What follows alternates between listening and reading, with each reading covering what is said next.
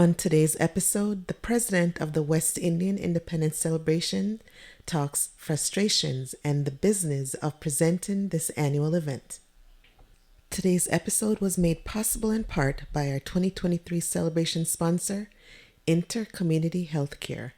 Intercommunity Healthcare, healthcare for the whole person.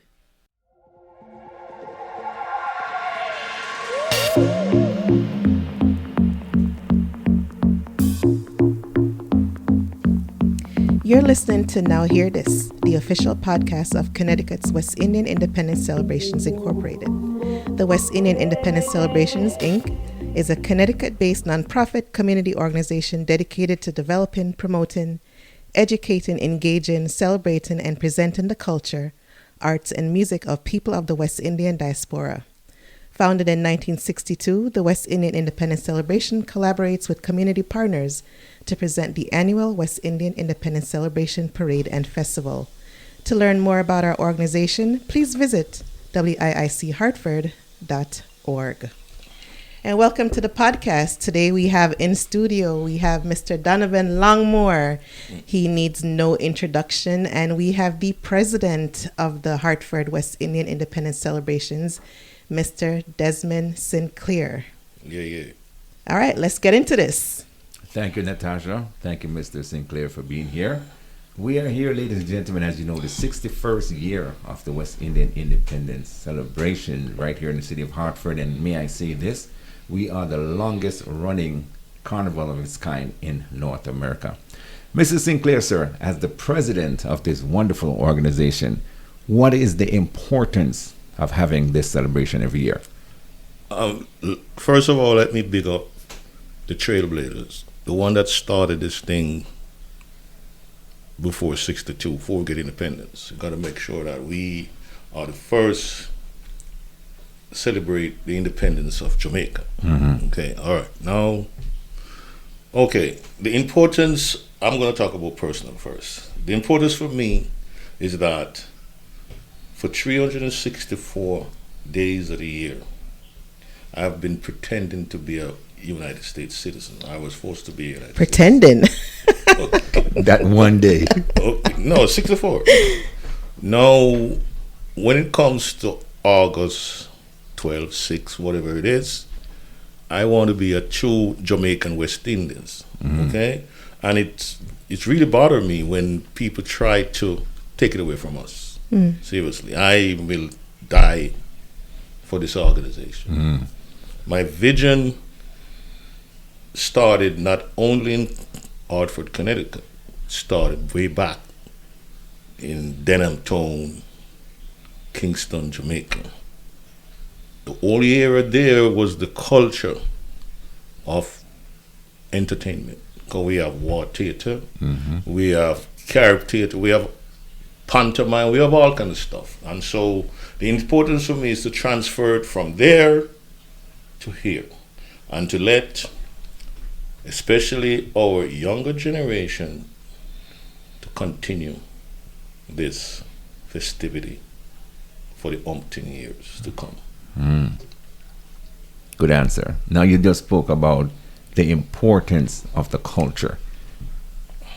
You've been here for a while as the president, and looking back at how we, the ones who've been on the board and helping the community and going forth, do you see that we are really aligning ourselves with the true culture like you just spoke about? In some ways, there is varied hurdles, especially financial, okay? And I don't think we really come together as a West Indian community. I think some of us stay back. We love what we see on that day, but it's somehow, somewhere along the line, we don't want to participate to make it happen. And that's my frustration. Very good. And you just made a very important point. As the president, again, you've seen so much happen over the years. Now, do you think we, the community and the committee per se, can make a difference in educating the public about the real culture? Sure. But it seems as if, again, I don't, with the risk of repeating myself, it seems as if some way we have a laid-back attitude towards success. We want success, but we don't know how to get it. Now, as individual, we are successful, but as a community, we are not. And we constantly see other folks come and go, and they look at us and they kick, laughing at us because we are not united. And I think unity is strength. Okay, and that's my frustration again. So most of my answers may be the same thing: frustration. Okay. Good Oh, point. so frustration is going to be a common theme of today's interview. Yeah. So, with that frustration, tell us how are you working towards kind of alleviating some of the frustrations that you're feeling with getting the community to be more enthusiastic, to be to participate more, to become more involved. Well, I'm going around in the community on my little own and trying to dispel some of these bad notions that's going around that, we are taken by certain organization and there's only certain people getting the gravy and they're shut out and there's so much. And when you get so much dissension, you try to filter it out. You call some noise and you call some, maybe crab in a barrel syndromes and you do all kind of stuff. But when you go home at night and your handiworks with all the committees doing, and it's like, should we continue or should we go on? But you know what? Again, my childhood perseverance tell me to continue. And I'm going to keep going and knocking the door of every individual, so to speak. Give us a chance to make you happy on that special day. Very good. Now, with that same thought, do you think that it's a struggle between the different islands that's causing most of this problem? Well, I could say yes or no, but my own then, Jamaicans, I think they're the biggest hurdles. I truly believe. We remember, we have more Jamaican organization here. And if you go to each and every organization, they're pointing fingers as one organization. I'm not going to call their name, but they're just pointing fingers. And that's what frustrates me because, I understand that certain organization may be the dominant force, okay? But still, you can't be laid back. If you are true to fault of your independence in a foreign land, you got to make sure you kick hurdles down and break down doors.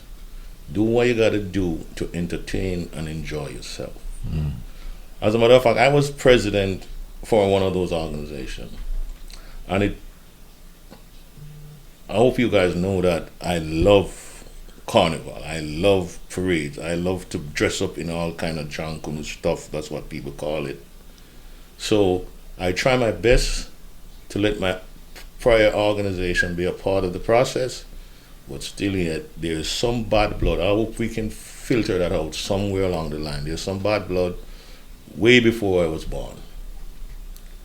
And I'm trying to see if I can find a common ground, but it's hard. It's very frustrated. Again, frustration is the operative word.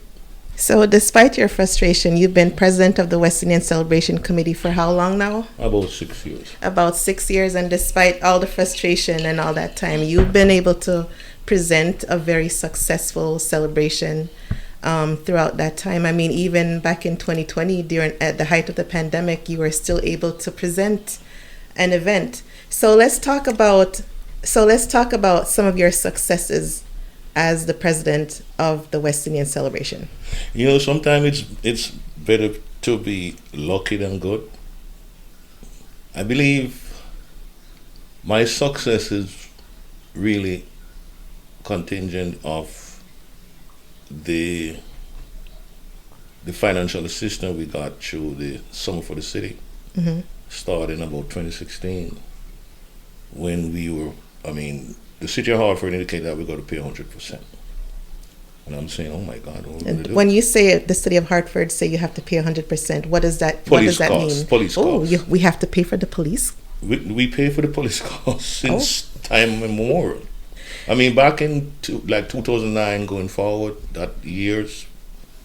I'm pretty certain that our listeners would be very surprised to hear that information because, I think the assumption is that the police force exists and that we only ask them to kind of present themselves during the event, so we have to pay them separately? No. Police costs is like back in the days. Mm-hmm. Let's go back way back as 2000. That's what I can remember. Okay? Mm-hmm. It's like $120,000. Oh, my plus goodness. The police costs. Wow. And we always in the hole, and we we talk, we negotiate. Each mayor's come along and say, "Oh, we love the Western, community, and we do." But we keep going. Mm-hmm.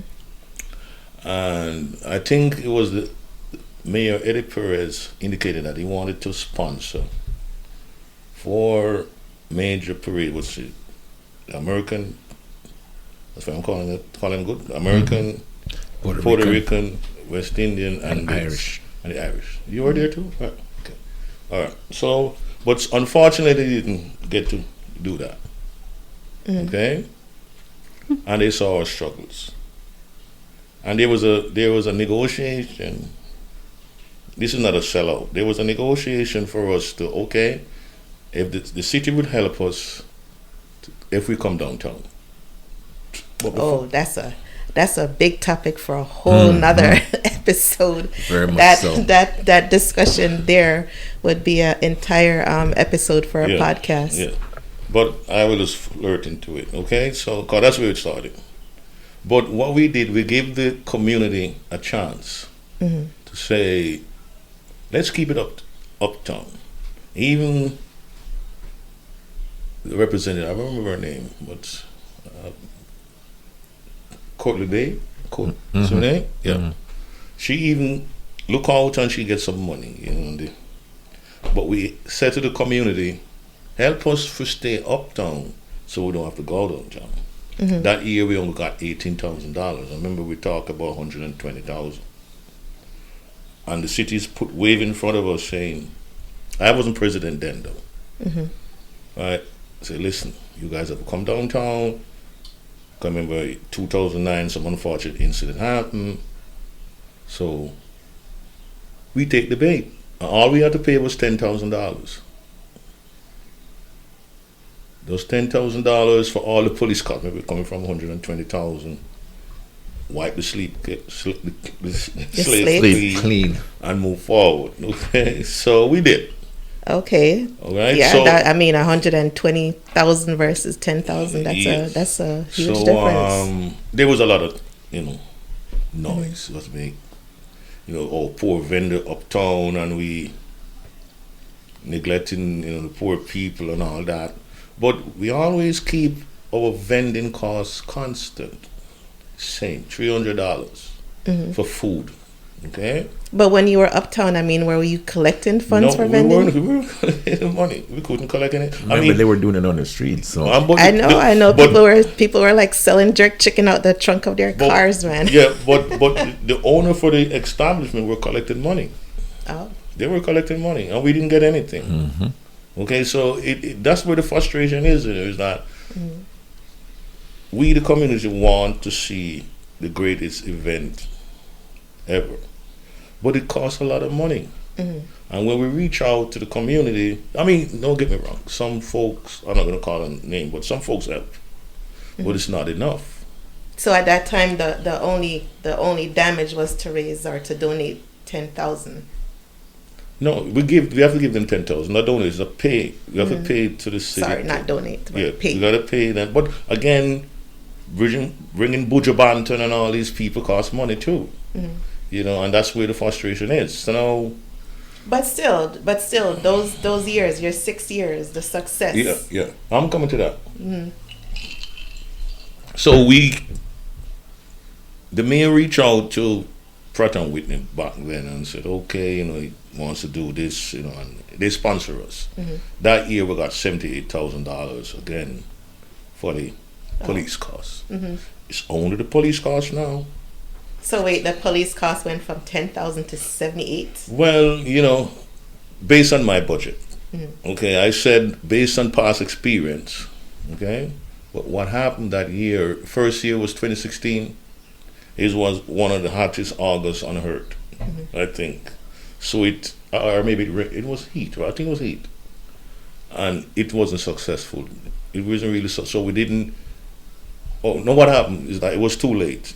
A lot of folks did not believe there was going to be a parade, so we did not spend that $78,000. No, not all of it. We may have spent maybe 50. Okay, but the kicker is any amount you spend that particular year, that's what your budget going to be, maybe 10%. You see, so we're in the 8 ball, you know what I mean? So if we had spent more than 78, the next year we would have moved forward. But from 2016 to, call it 2022, we're not meeting our budget at all, because again, I'm not sure if the police cut down their costs based on the sponsorship. I don't know, but we have never exhausted our budget amount. Okay, so on a couple of years when the 2020 when we had the COVID disaster, I call it that. Can I call it that? COVID disaster. Obviously, we wasn't going to get the police costs and all that. They gave us $18,000, and plus there was a campaign for population. I think it was the same year. Yeah, population census and whatever. Census. So we participate in that, and we got a $1,500 from the city. So we had to navigate again. When we're going back now, because we have to navigate and said, okay, what we're going to do. So we had a virtual stuff. I'm not a virtual type of guy, I can tell you that. I love interaction personally. We still do our best, and I think it was a success, okay? But every year I try to move the chain a little further, trying to come up with some ideas. I'm never the one who turned down a proposal. I've turned down somebody say something. You guys know me too. I may say no. But when I go home, trust me, you can testify for that the other day. Okay. That's me. I really don't play my card right away. Okay, I will go home and I think about it. I don't sleep. When it comes to this time of time, I barely sleep. You can ask my loved ones or people who know me. I think and I breathe costume. I may not bring out all of it, because sometimes I get frustrated and again, but I'm always having stuff doing right through the year. You ask anyone. So the success is that the continuation of our parade and carnival, and I'm hoping that if everyone hear my voice right here, to join in and let us have a great time. That's today's podcast. Join us Saturday, August 12, 2023 for our 61st West Indian Independence celebrations in downtown Hartford. Motto and Madco were headlines this year's festival. We are currently accepting vendor and parade applications. For more information, please contact us at info@wiichartford.org.